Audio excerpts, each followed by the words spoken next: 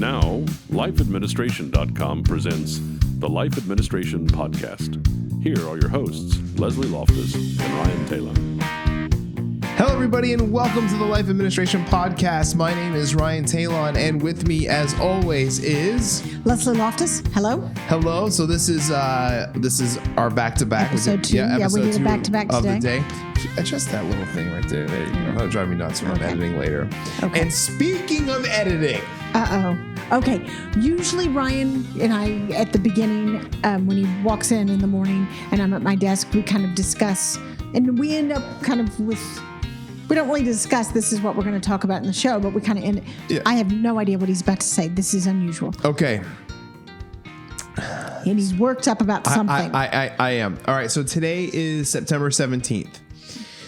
2020. 2020. Now, there is a little bit of like geek nerdness coming out here, but so suffice to say that one of the major editing tools in an editor's workflow is the graphics card.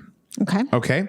It is I would say now the most powerful thing that drives your editing flow, how fast you can edit, how responsive your computer is, this, that, and the other thing. So it's kind of like the switch-board for your editing process. Yes, so right. if it's running slow. Right. And so my graphics card, I took from our old, because we built an editing rig for me, but I said, we're not going to buy a graphics card. I have one. I feel really good about it. But I feel a punchline coming. Yeah, well, but it's 4 years old, right? Okay. And it's good. And I've been using it. It's fine. It's no problem. It's all good.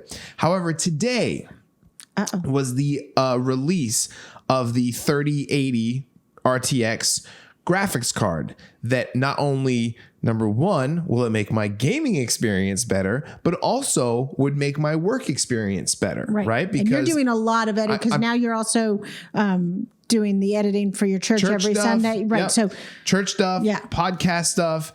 I'm spending on that machine, I would say 6 hours of editing, maybe between 6 and 8, like total, right? Anyway, long story short, so I have been hyped for these graphics cards. And I do a lot of research into this sort of stuff. I know what I'm going to be getting into. And so today they go on, like I sign up for all the notifications for when they go on sale. And I know today at 8 a.m. they're going to go on sale. And I know it's going to be tough. I know it's going to be tough to get even one. if you're there at 8 a.m. Even at 8 a.m. I got all my stuff entered. So much so that I had Sean also up at 8 a.m. I said, if you can get one, just buy it. I'll pay you back for it. I had another friend named Brian, because he also wanted one. I said, if you get one, get two. I'll pay you back for it, because we're all going to be trying to do the thing. So basically, whoever gets one first gets it. First, right? So there it is. I'm 757. F5 refresh. F5 refresh. F5 coming soon, right? Not available yet. F5. Leslie, by 8. So I refreshed at 8 o'clock. I had one in my cart. I go to check out, already sold out while it was in my cart. I try to refresh. I do this for like 20 minutes. None of us got one. None of us. Nobody got this card. Okay? Do you know anybody who managed to get it? No one. I almost called you because Micro Center, the one that's down the road here, supposedly was getting 11 in stock. But and how many people were actually going to go and line up? Although if it's this much demand, it sounds like they might have. So, I mean, we're talking like Best Buy's website crashed, Micro Centers, like all these websites crashed. So everybody wants this card. Anyone that's in this space, because it was such, and oh, by the way, the card that I had when I bought it was $1,400. This card that is 96% more powerful than the card that I have. We're talking significant. No. Yeah. Okay. It's $699. Okay, but still half the price of what you paid for the. And so like everyone, it's like a TV. And everyone knows like I'm a cheap guy, so when I'm saying I'm going to spend $700 on something, then it's a good price. It's going to be a good price. If he told me he was going to spend $700 on a piece of hardware, I would have thought it was, the coming of sliced bread to which it is. So now there is a better version coming out next week that's like $1,500, but it goes sort of beyond the capacity of what I do. Like it doesn't make sense. It would just be to have the latest and greatest for whatever reason. Anyway, Yeah, that's definitely not you. Yeah, I was gonna call you and say I need you to go to Micro Center. They open up at 10 a.m. I'm gonna get you gotta get this thing for me. Except I was reading on Twitter and I was reading on Reddit that people had been lined up at Micro Center since 4 a.m. and they were only getting 11 cards. So I was like, it's not even worth it. Yeah, that's not happening. Okay, so I'm good with that. I'm good. You want this card? You won the refresh lottery. Fine. Fantastic. Do not make me then look at eBay and see these cards selling for, let me look, $1,700, $3,000, $1,800, $5,000. Got There's it. one So on here- there's one somebody on- bought 100 of them and is now trying to resell them. and I just like, it drives me so crazy that it's like I am someone that I don't want to say desperately needs this card, but we're talking a work. It would make a material difference to your It would make work, us say, right, what- life where your administration. life- We're all about Right. saving time, Well, right? if you're spending 8 hours a week on editing stuff, and if this even cuts you by 20%, and I think it would cut me by 50%. And then that's 4 hours a week. I mean, and that's- I can't use like when we're rendering hour-long podcast videos, and it opportunity cost. You can't use your computer for anything else. Exactly, right? You can't use. So if I could take it down from an hour to say 20 minutes, 30 minutes, like that's huge. Mm-hmm. Because like in an instance of today where we record 2 episodes, so now that's a full day where I don't get to use my computer. Right. That's rough. Anyway, my rant is over. I just like I can't sorry, that believe that people and they create these bots, right? That go in and do it. And it's just like because they want to go now and sell these cards. They're selling Right. cards that they don't even have. They haven't even shipped yet. So and the fact that I see them on here for $3,000. And then I just feel awful that people are buying Somebody's these going to buy it cards. because there are some people for whom they are desperate for it. Yeah. And it's like, I mean, there'll be more in October, you Right. know? It was a thing that we're all up together and we figured one of us would get it, you know, but it didn't happen. It didn't happen. So that's my rant today. So obviously, like, as I needed to do a little bit of computer maintenance on my computer and put this new graphics card in there to help me out. You got thwarted. I got thwarted. But you know what I didn't get thwarted by? Home maintenance, which is our episode for today. Our second terrible segue. That was a great. I thought that was a great. Al Roker of the Today Show would have been proud of that segue. He does the cringiest segues of all time. But God, I love him. I love him. Anyway, All right. Yep. We're on Home Improvement now. take it away. Not the TV show. Yeah. Yeah. Because gosh, I might be dating myself there. Yes, I don't know with how Tim- many of our listeners know about Tim Allen and the Home Improvement TV show. It's on Hulu. You should go watch it. It's yeah, hilarious. it's pretty gosh darn It's funny. hilarious. Okay, so anyway, the episode we just recorded was about home maintenance. Yes. So those are all the little things that just kind of have to be done to all your systems. Okay, home improvement is something more difficult and more involved. It's often prompted by maintenance. Hold that, I'm going to tell a bathtub story in a second. But we're talking like updating your home, adding an addition. So, I'm going to enclose an attic and I'm going to turn it into a bedroom. Or I'm going to add an extra room on a second floor on a sunroom off of my kitchen. Or most involved home improvement stuff is probably bathroom and kitchen redos. So, and then there's the full home improvement of complete updating. I'm going to take the home down to the stud. So buy a home, leave the foundation, leave the roof, take the home down to the stud. So I'm sure you've seen a house or a structure going up. And when it's first going up, the wood's going up and it's got the bones, right? So those are the studs. So the vertical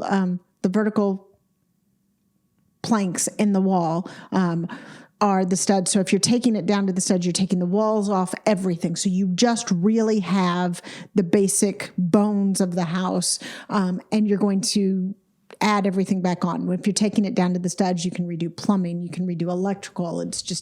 But sometimes it seems like it's more economical, faster, everything to just, if you're going to take it to the studs, to take it all the way down. There's historical reasons people might not want to take it all the way down. But anyhow, we're talking about major projects like that. Yeah. And then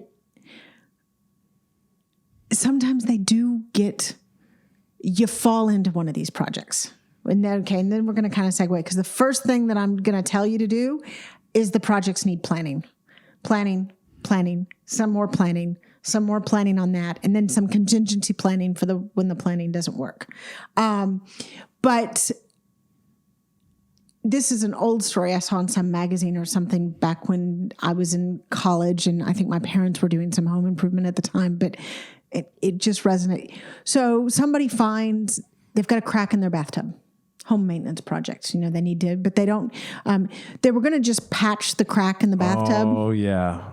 See, where I'm going with it. You know where I'm going. They were going to just patch the crack in the bathtub, but it just so happened that the Home Depot or the home improvement store down the way was having a sale on. So it would cost them, $50 for all the spackling and stuff that they would need to do. And frankly, when you're repairing porcelain, it's not going to hold forever, No. So a temporary couple of years fix that looks kind of unsightly for $50 or so bucks, or they had tubs, new porcelain tubs for $200 on sale or something, right?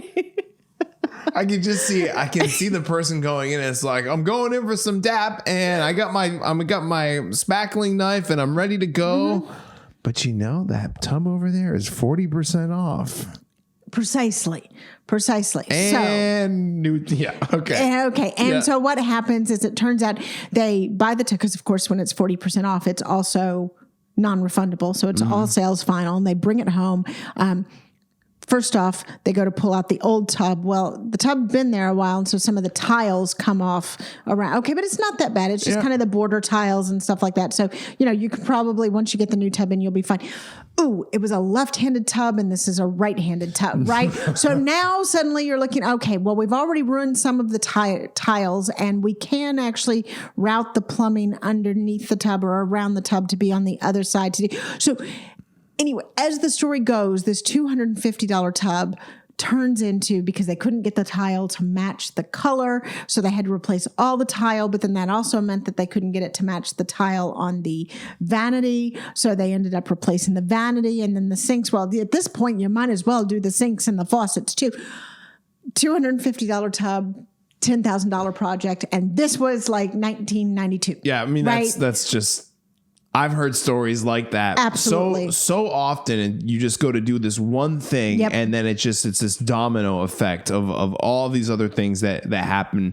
And it's funny, because even if it was just the tiles, even if it was just rerouting the plumbing, if you live the life administration style, and you have budgets, and you have money set aside for this thing and all that sort of stuff, all of it. It's and that's time. Just that. You're out of a bathroom, because it also took them like 3 months to redo this bathroom, and it was a like 2-bedroom house. So suddenly everybody in the family is sharing one bathroom while this project's going on. That's fun. Mm-hmm. All for the sake of a $250 on sale. Yep. Toilet. Marietta, it was gray. It was that like late 80s, early 90s dove gray color that was so popular. It's actually kind of back now, but anyway.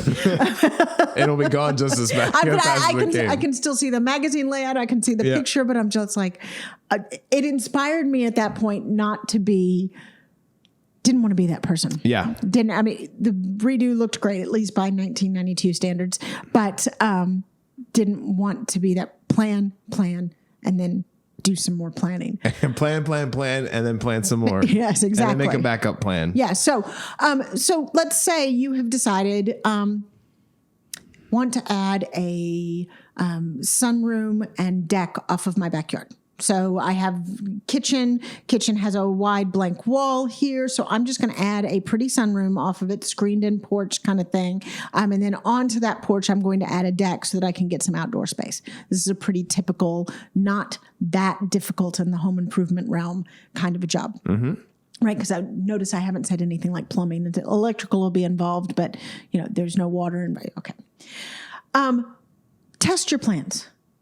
actually start to think that, first of all, do you have some old patio furniture or something like that you can put on the wall outside? Like, do you even want to sit in that area? Is maybe you find out, well, actually that's not really good view from that area, or it's right over, I don't know, the septic field.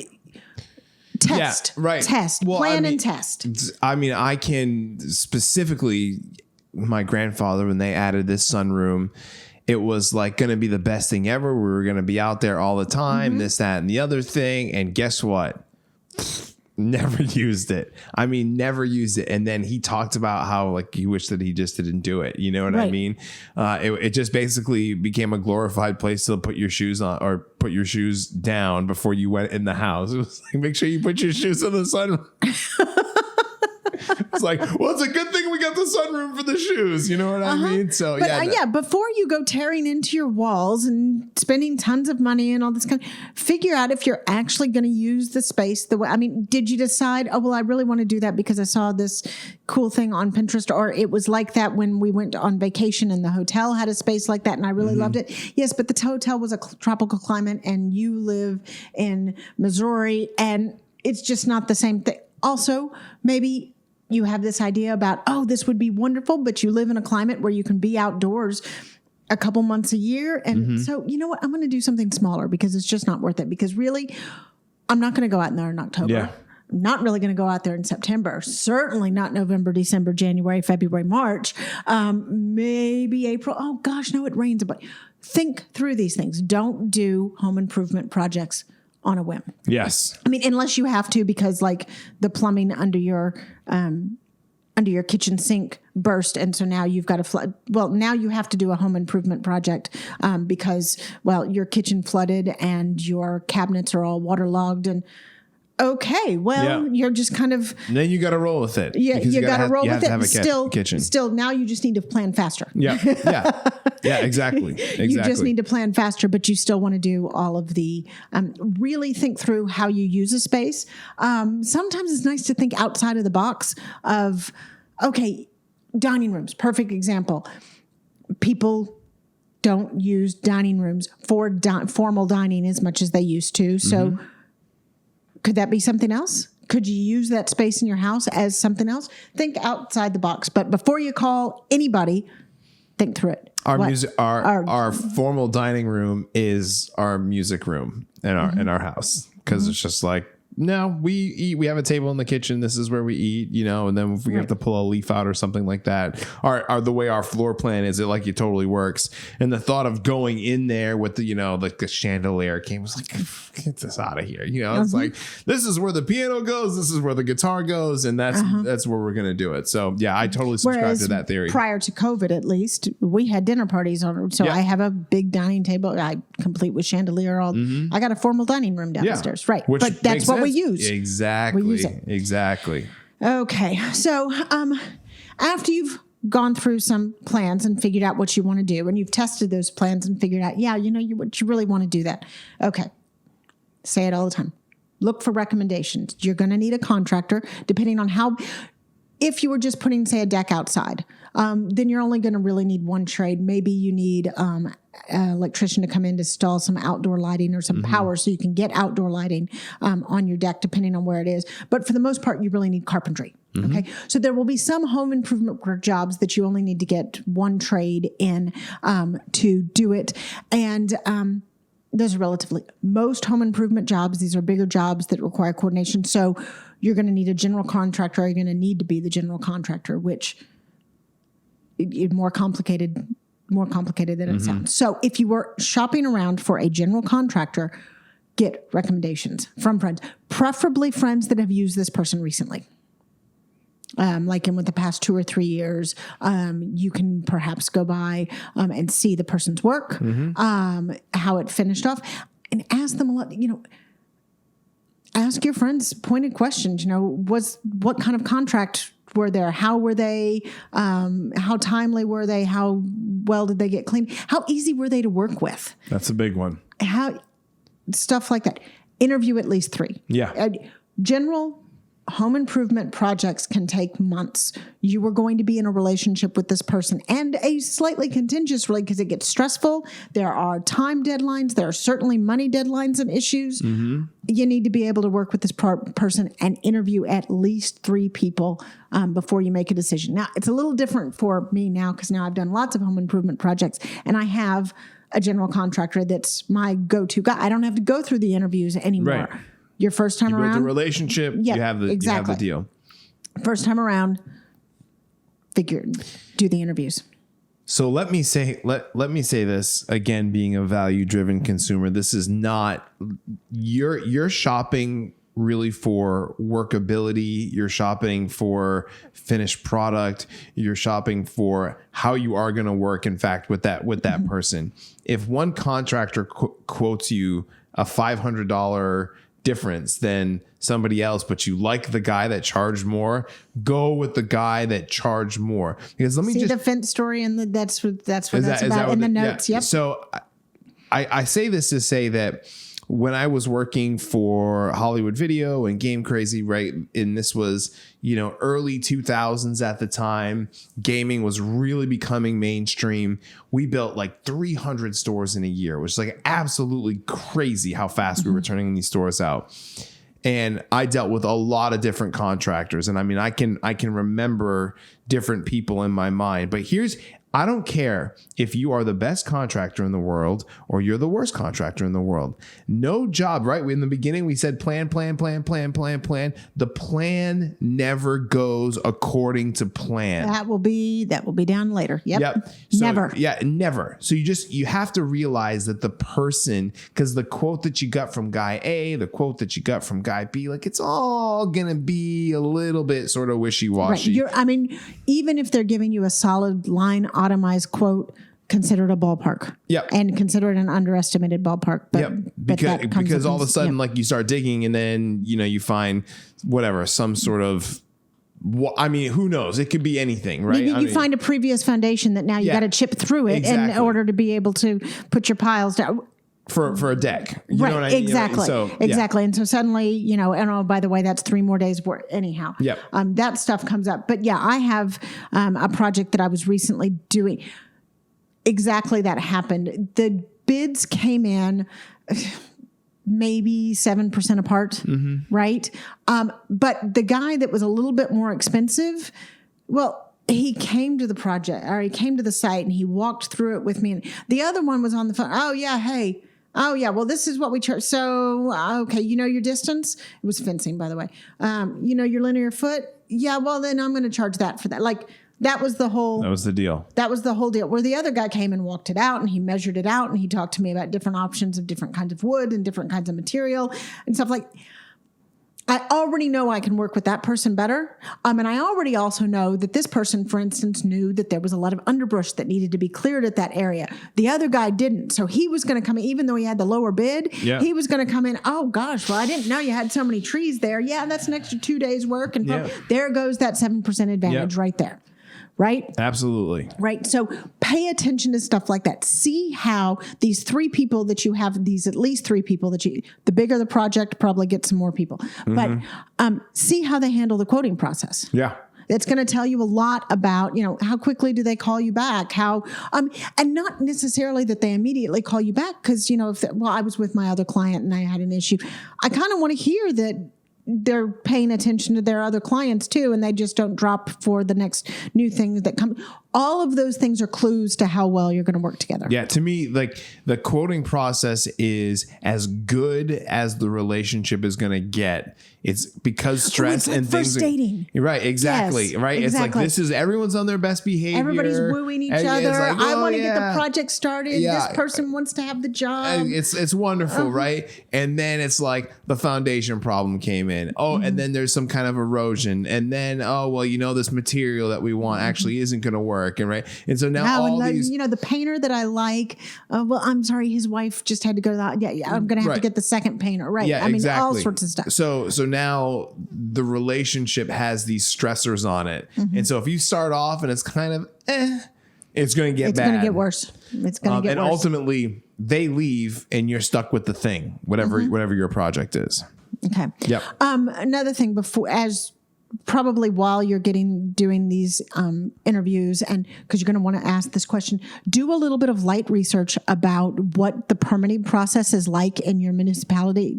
So when do you need to have plumbing permits? When do you need to have inspections? What kind of jobs actually need to be fully permitted? Do you need a C of O, which is a certificate of occupancy? Like, there are multiple levels to the kind of thing. Oh, you're going to put a deck outside over a ravine. Do you need to actually get approval? Do you need to turn in drawn plans by an architect to your homeowners association, or are sketches from your contractor going to do? Like, go through that sort of stuff so you have an idea, and then you can ask them. The good ones will know at least, obviously they might not know your HOA unless they work in the neighborhood a whole lot, in which case, well, that's an advantage. That's one of the reasons you hire a general contractor. But they should know the municipality stuff pretty cold. And be able to say, okay, well, that's changing, or what, so that they can help you navigate the permitting process. Because, by the way, permitting adds a whole lot of time to projects, a whole lot of stress to projects, adds some money to projects, because that's $500 to get the license to do this. Well, and oh shoot, well, no one was here to walk the inspector around, so now the inspector's got to reschedule. Well, that's another 2 weeks. You lose time. Like, knowing how to deal with the permitting process wherever you are. I hear it's worst in Rome. At least I'm sure it's got to be worse somewhere else. But friends that live in Rome say it's just, between the historical permitting and everything else, getting anything done in Rome is nuts. Yep, random. When in Rome, wait for permits. Wait for permits.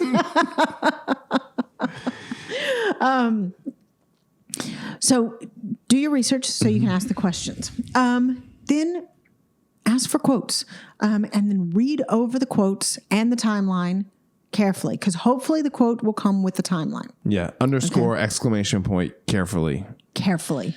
Yes.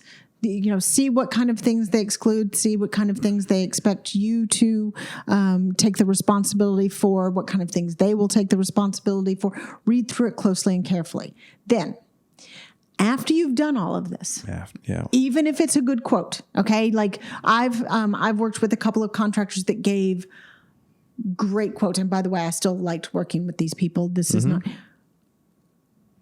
more true of the more complicated projects, smaller projects like a deck in your backyard. This is not. Add 50% to the time and add 50% to the money. Just mentally prepare yourself for more time and more money. Because it happens. I could not have said that better myself. And in the notes, you say the smaller the project, the less is true. I mean, but I still still do it. Still do it. I mean, it's just maybe not 50-50. Like, if the deck that I'm building, sorry, this keeps coming up because I'm actually putting in a deck outside. The deck that I'm building outside, I don't expect the 50-50 rule to hold. No. Maybe a 15-15. Yep. Totally. Redoing a kitchen and a bathroom? Oh, 50-50. Easy. I think you get into, when it's easier to build new, it's harder to do things that are existing, right? When you start talking about like rewiring electricity and stuff like that, repiping plumbing, that sort of thing, you got to be ready for the 50-50 rule. Because there's stuff that, so you're adding on a room, and so that requires you to add light switches and all that kind of stuff to the room. Turns out your box, the main breaker box that you have in the garage, it's maxed out with so now you didn't realize it, but now you got to get a new breaker box to put in. By the way, that's a much more complicated job than just... Because now we've also got you don't have to rewire all of the other stuff, but you have to rewire it back into the breaker box, which means you have to turn everything off for a while. Like, if you didn't know that going into your project, then that's a good week plus of time. And that's if the electrician was planning on coming over and just like putting in the light switches and wiring into the breaker box. And then they go to the breaker box and go, dude, this ain't going to work. I got to replace the breaker box. By the way, that's going to take me a day's work, and I don't have a day for another 10 days. So your project is now on hold because you can't put the drywall up or whatever, the walls up until the wiring's finished. So your project is now on hold for 10 days. Oh, by the way, you also had scheduled the inspector, and the inspectors are a pain in the butt to schedule. So the city inspector was supposed to come out the day after the electrician came out. Well, now the electrician's not going to be done he's going to come out 10 days and redo the box. And maybe then, it'll say 2 weeks before that job's actually done. Now you've got to schedule the inspector again, but the inspector's scheduled out. You scheduled him 2 months ago for this date. So now...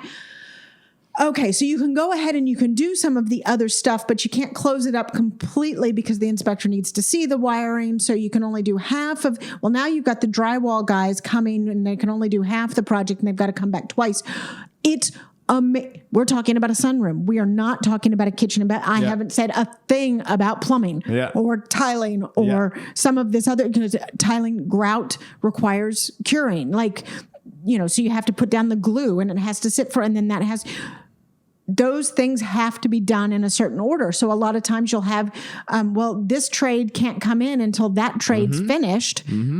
Or they could, but then they would just have to redo it on top of it. Well, you can't have the appliance, even if the appliances got delivered. If your tile's not in, you can't put the appliances in. Oh, and don't put it in before the tile goes in, because the tile does have a little bit of a lip. It sure and all of a sudden... All of a sudden, you 6 months later, you have a problem with your dishwasher. Say there's a leak behind it, and they go to pull it out, and they can't pull it out because it's trapped between the tile lip and the countertop. So now I got to chip out the tile so I can just fix a simple little leak behind a dishwasher.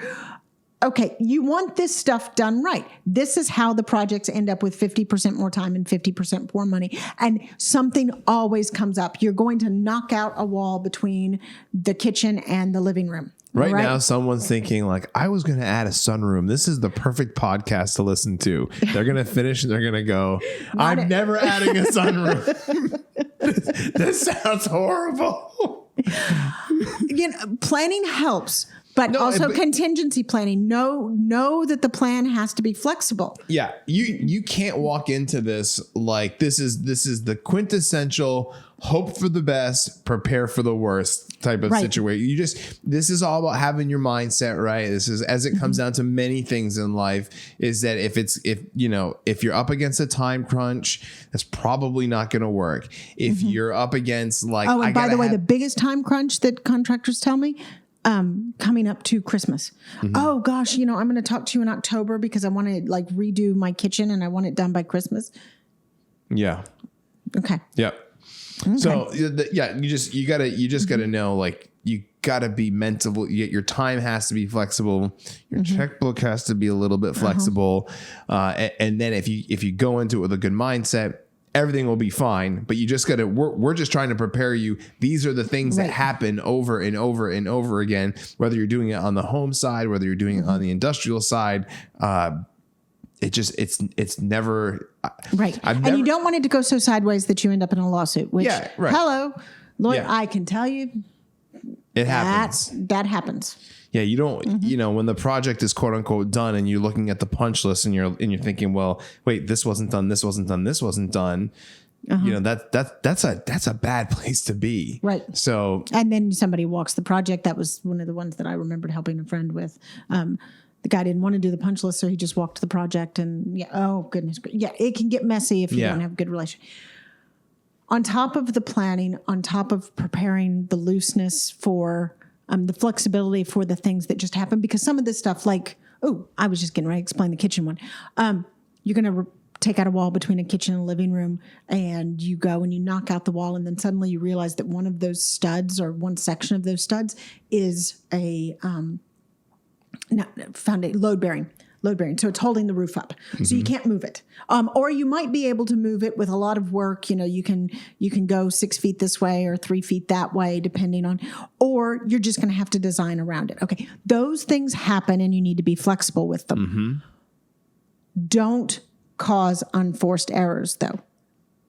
Again, I'm dating myself. This is from Sleepless in Seattle. But if you recall, Sam in Sleepless in Seattle is an architect. right? And he is meeting with, it's Rob Reiner, actually. He's meeting with Rob Reiner. This is when they're talking tiramisu, and he's like, some girl's going to want me to do it to her. And, and of course, because he didn't know what tiramisu was, right? Anyhow, the scene is set in one of their clients. I think Rob Reiner plays like the contractor design guy, and Tom Hanks is the architect. One of their clients, hysterical lady whose name I can't remember, she's redoing her kitchen, and she's like, oh, so they're framing out, which means they're putting the wood around in the kitchen. So they're making the foundation for the countertops and for the appliance holes and the range and everything. And she's like, oh, I realized I throw all of these parties, and this refrigerator is not wide enough to hold my platters, and I need it to hold my platters.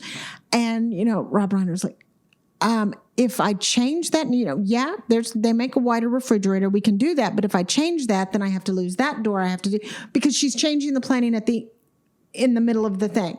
And she's like, it's just important that we get it right. Okay. Well, the whole shtick of that is that she's an Upper East Side lady. She has more money to burn. She doesn't. Most of us don't. No. Plan that stuff beforehand. Do your research. Think through how you use the space, especially if you're doing a bathroom or a kitchen redo. There's a lot of details like this. To the extent that you can, try to pick the stuff.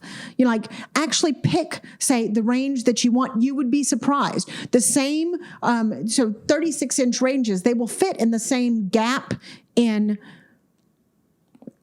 countertop space, but the gas hookup behind them will be slightly different. And one will kind of, so, like for the one that I've got downstairs, they needed to make a little, hole in the drywall. Actually, it's a notch in the drywall, so really. Right. So you could still fit it flush, because otherwise the valve was sticking out. It would make it stick out 2 inches, right? I remember that. Yep. Okay. If I'd chosen a different appliance, that might, because sometimes the appliances will have it so it's engineered into the back of the appliance. Okay. This is not at the stage that you're putting drywall on, this is not a big deal. No. I mean, this is, 5 minutes work for a good contractor. I mean, it's just not a big deal.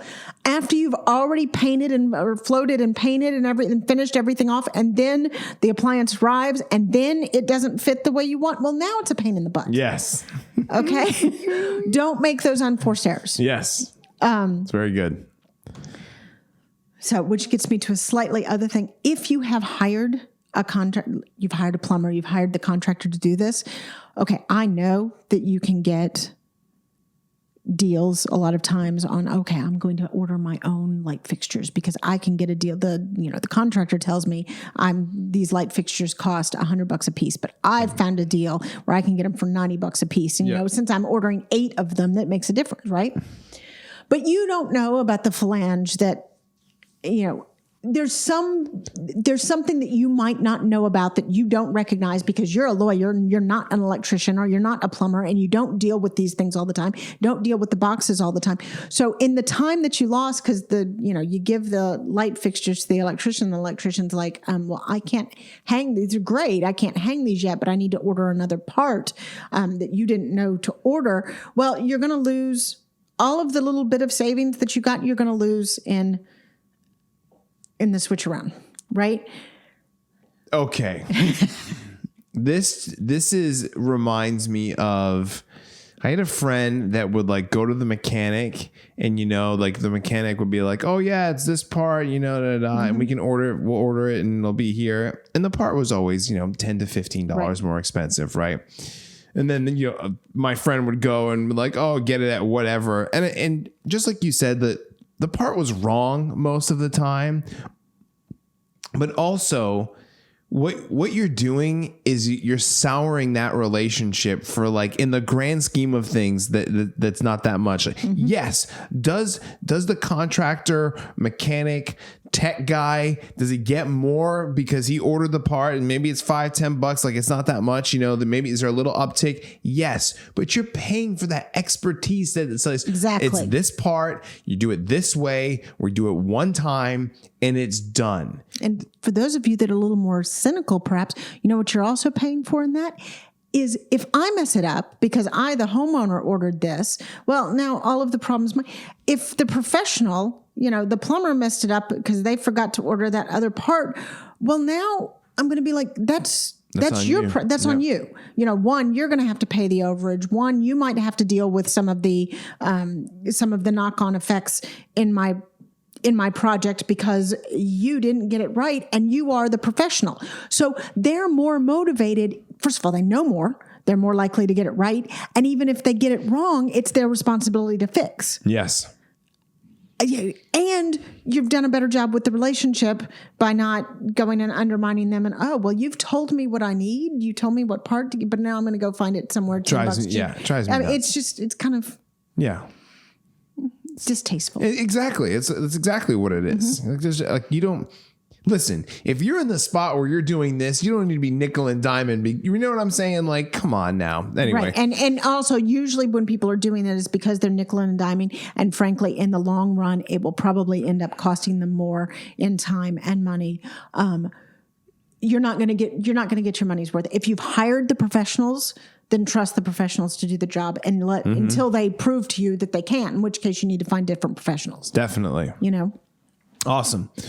Okay. So make sure the contact has a plan for project draws. Oh, yes. Okay. So with this being said, we're going to start moving a little bit quicker. Okay. Whoops. Okay. Time. All right. No matter what kind of plan you've done, you're going to have a plan for how to pay for it. And that definitely should be in the contract that you sign at the beginning. If you're doing, let's say you've gotten a home improvement loan, then it's rather typical for contractors to be authorized to make draws as the project goes along. If you're paying for the project out of pocket, you might have an arrangement where you pay 50% up front, 25% 3 weeks, halfway through, and then you pay the final 25% installment. At the end, you might have a thing where you pay for the equipment up front, the equipment and supplies up front, and then pay for the job and the labor at the end of it. However, have it written down, have it set, have it written, pay attention to it, and go through. Always make sure you have a little bit and a significant bit, 10% or more that's left until the end of the project. You don't want to have paid out the project in full. This is how my friends got in trouble. Paid out the project in full before it's finished, and then they walk. Yeah. Right. And now you have nothing. Now you've got to sue them to get your money back because they didn't finish the gazebo or whatever. Right. Yes. So make sure that I is dotted and that T is crossed. And so that's preparing for the project. Right. Now, as we talked about, a lot of it is preparing. Right. Once this thing is actually going, what's your role during the project? Kind of monitoring and watching and making sure that things are going on. I mean, you've hired somebody, if you've hired a general contractor, you've hired somebody to really manage the project, but your oversight. Again, depending on how big the project, be there daily if you can. Totally be there daily. Then that's where I put in the stuff about if you've hired a professional, let them do their job until they prove otherwise. Think through cleanup stuff. This is a big one. Yeah, this is a big one, and this is very different. If you're living in the space while it's going on, then cleanup needs to happen every day. Okay. And that means now that also will affect your bid and your time, because if they have to spend 30 minutes at the end of each day cleaning everything up and 30 minutes at the beginning of every day unloading their tools and stuff like that, well, that's an hour each day that they're losing. So it's going to take a little bit longer. All right. Then you're also going to have issues where you and your 2 toddlers are living in the house. Okay. They've got to be really, really, really careful about things like screws and glass in that case, because they don't want anything to possibly get out.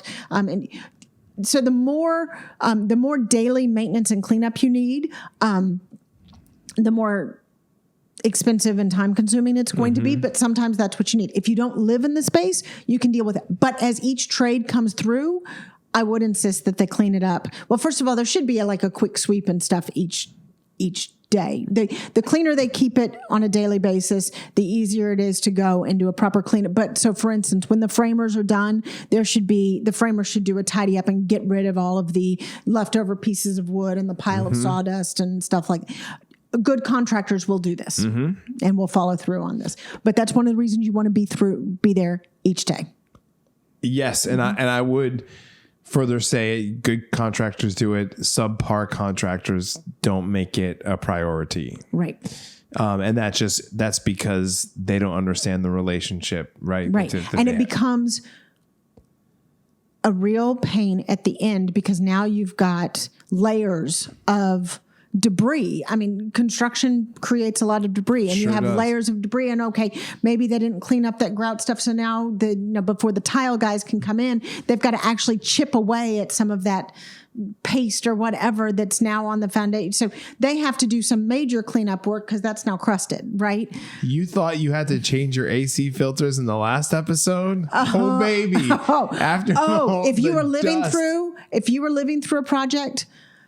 There's nothing like drywall dust. It's tiny and it feels like it keeps coming for years after the project is done. Honestly, if possible, if you were doing any major work in your house, don't be there when it's done. If possible. I know sometimes it's not possible, and then you can do as much as you can, to try and get it. But like, for instance, if you're doing a kitchen and bath redo, it's miserable to live through a kitchen and bath redo. You did it twice as a kid. It's miserable.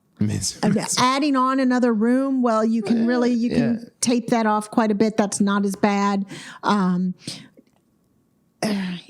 Try to not be there if you can. Yep. Absolutely. So, dusting forever. You've bought a house. You want to do some major redos to the house. Well, then continue renting your apartment until the redos are done. Yep. It'll go faster. Like you're like, oh my gosh, but then I'm paying rent and doing the redos. Yes, but it will still go because they can work much quicker. Yes. You're giving them hours every day. Yep. Very cool. Okay, follow the fun plan. Yes. So you've come up with the plan of how everything's. Stick to it unless there's a good reason not to stick to it. Like, okay, I'm sorry, that job I know I'm not paying the tile guys because that job just didn't get done. If you need to deviate from the plan, you need it in writing. So do not. Yeah. I mean, you can call and say, okay, I'm sorry. I'm not going to authorize your draw for this part because we're still behind on the, whatever discussion you have, even if you do that, then send a recap email. Okay, recapping our conversation from earlier today. If you are making changes to how the project is funded, get it in writing. Absolutely. It has timestamps, everything. Emails are just fine. You don't need letters or anything like that. Yeah. Send an email. Yeah. Text is not so great because they tend to go away. And you can take screen caps, but still, email's better for this. It's just much easier.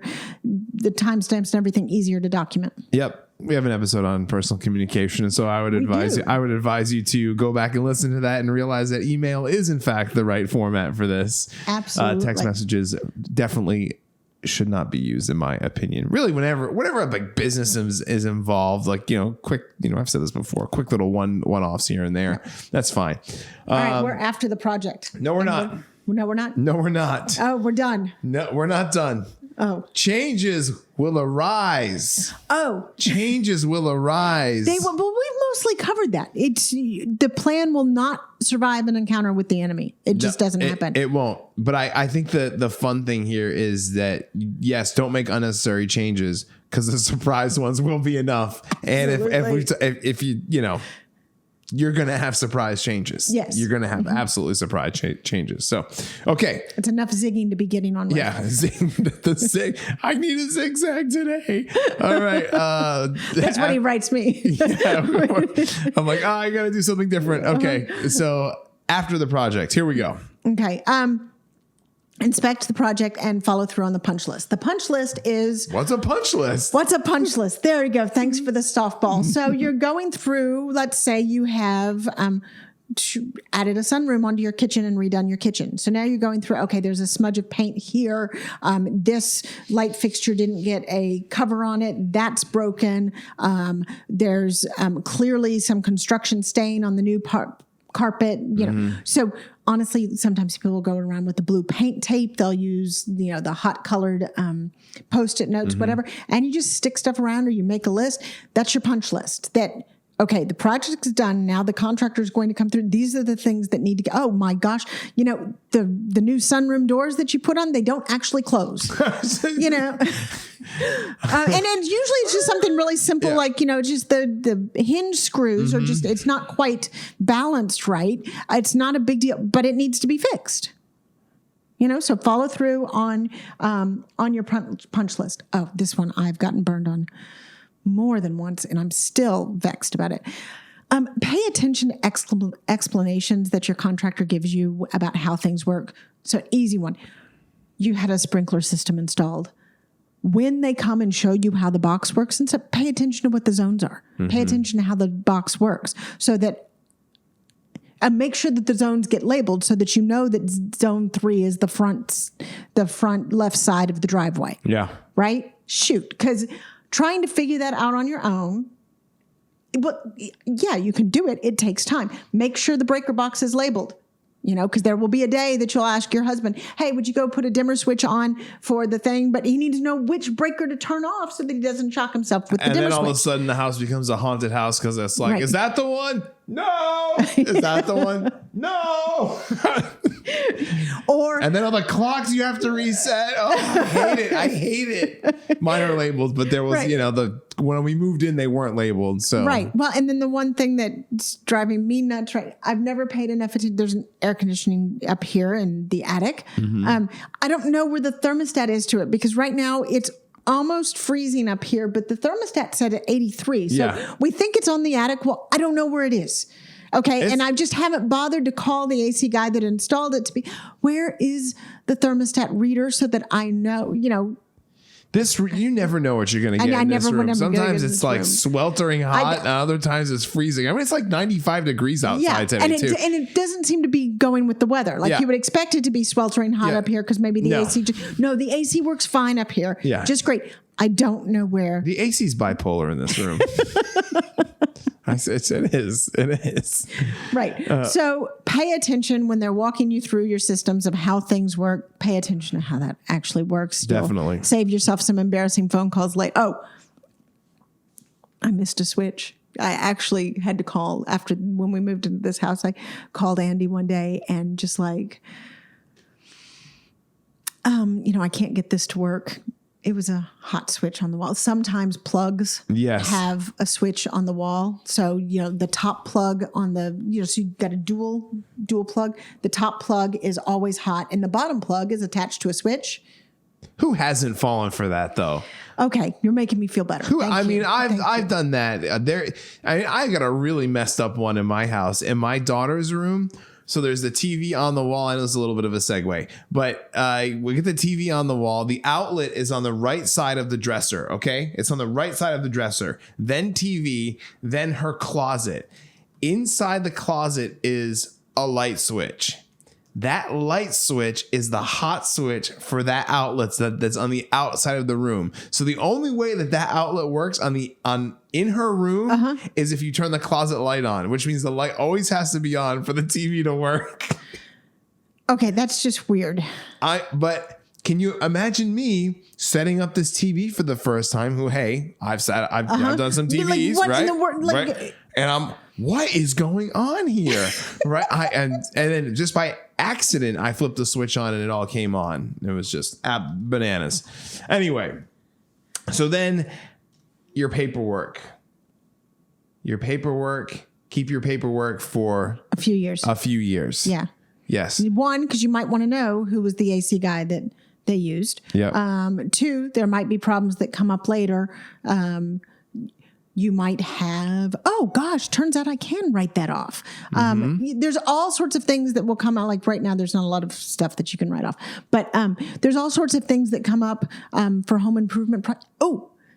You have a flood. Now you want to be able to say, well, I just replaced everything. So the damaged items are, this wood floor cost me that much to put in, and now it's been flooded out. Well, you can hand that to your insurance. Yes. company. Yeah. So you don't have to keep those papers forever. But definitely keep them for a few years until you kind of get a feel for what you need to keep anyway. Absolutely. Honestly, I keep home improvement paperwork until I sell the house. Yeah. I mean, I think that's a very good recommendation for sure. Anything else? I think that closes us out. That's about covers it. Okay, so let me just say this. When I walked in here today, Leslie said to me, "Hey, you know what? I got 2 short episodes today. Oh, shut up. Let's film them back to back. Let's film them back to back." And I go, "Let's do it." You know, we don't have this other work to do, which we do. I'm convinced that it's Ryan. Yeah, no. No. You're supposed to keep me in check. No. You're telling stories about Sleepless in Seattle, okay? It was a relevant story. I know, which is why I'm not going to cut you off because anyway, it's just comical because you guys have been around long enough. If you're 50 or, really 50 plus episodes that you know that this is going to go, and it's funny. It's like when we started, the joke was we can't do an episode under 45 minutes. And now the joke is we can't do an episode under 58 minutes. And the only reason we do it under 58 minutes is because I don't want to get the next tier up. If we get cheap. Yeah. If we get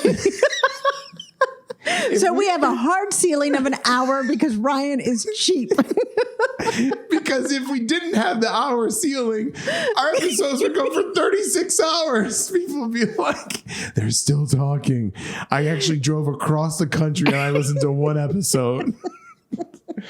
About to-do lists. Because I really want to redo that episode. I mean, I like doing to-do lists. Yes. And after these past 2, that would be a good one to revisit. In any case, we hope you had some laughs. That was good. It was good. Okay. A lot of good information there. Yeah.